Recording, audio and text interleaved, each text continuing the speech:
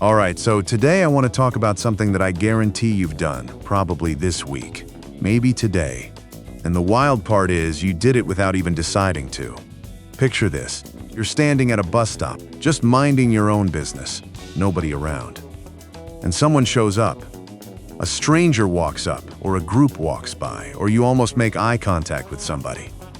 And before your brain even catches up with what's happening, your hand is already in your pocket.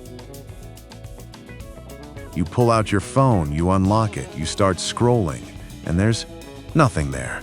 No notification, no text, nothing. You're basically staring at a blank screen with the same intensity as someone trying to defuse a bomb in a movie. So you just did the thing, let's call it the fake phone shield. And don't worry, you're not broken, you're not weird, this is like extremely normal. You're just running some really old human instincts through some really new hardware. Honestly, the phone is the only impressive part of that whole equation. So let's actually dig into this a bit, because it's more interesting than it sounds. Back in the 60s, there was this sociologist, Erving Goffman, and he wrote about something he called civil inattention. Basically, it's this little social move where you notice someone, you give them a quick glance to acknowledge, yeah, I see you, you're a person.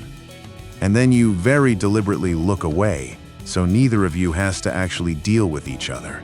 And his whole point was, we are doing so much invisible work all the time, just to not seem rude or weird or threatening to strangers. Before phones existed, people did this with newspapers, with windows, staring really hard at a bus schedule they've had memorized for 3 years.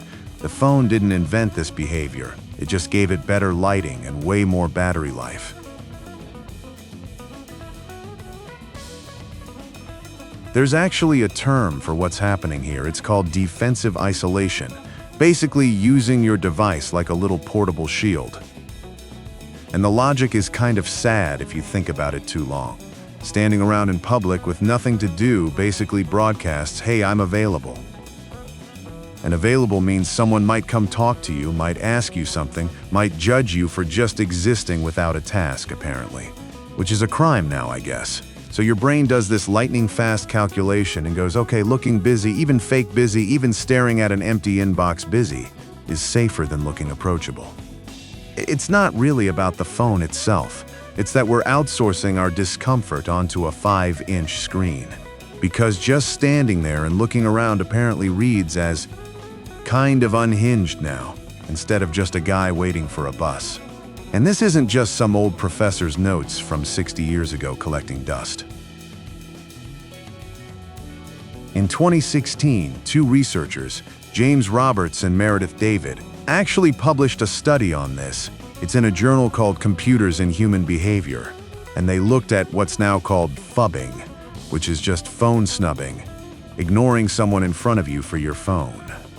Their study was specifically about romantic couples, and they found that doing this actually measurably hurts relationship satisfaction.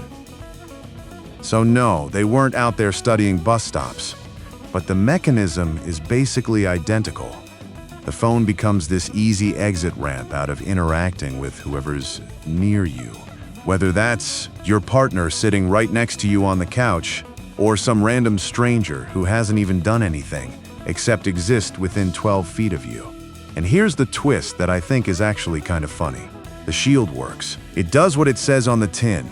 Nobody's gonna bother the guy who looks deep in some urgent email that statistically does not exist. But here's the catch. There's no setting on this thing that only blocks out the annoying interactions and lets the good stuff through. There's no premium version where you keep the nice moments and filter out the awkward ones.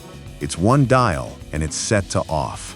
So every little bit of human contact that could have happened in that moment, someone asking for directions, a random bit of small talk, some tiny nothing interaction that maybe turns into something, that all gets blocked too, right along with the threats that were mostly made up in your head anyway.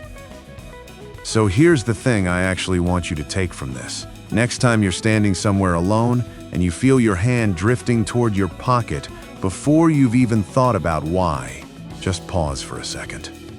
Ask yourself what you're actually protecting yourself from. 9 times out of 10, Nothing. Nobody was going to talk to you. Nobody was even looking. They were probably doing the exact same thing you were, for the exact same imaginary reason. You basically surrendered to a threat that only existed in your own head, using a piece of glass and metal as this tiny digital moat, guarding a castle that nobody was even trying to storm. Look, I'm not saying throw your phone in a lake. I'm not saying go strike up conversations with every stranger at every bus stop like some overly enthusiastic extrovert on a personal mission. Just notice it, because honestly, the craziest part of all this isn't that we do it. It's that it works so well we've completely forgotten we're doing it on purpose.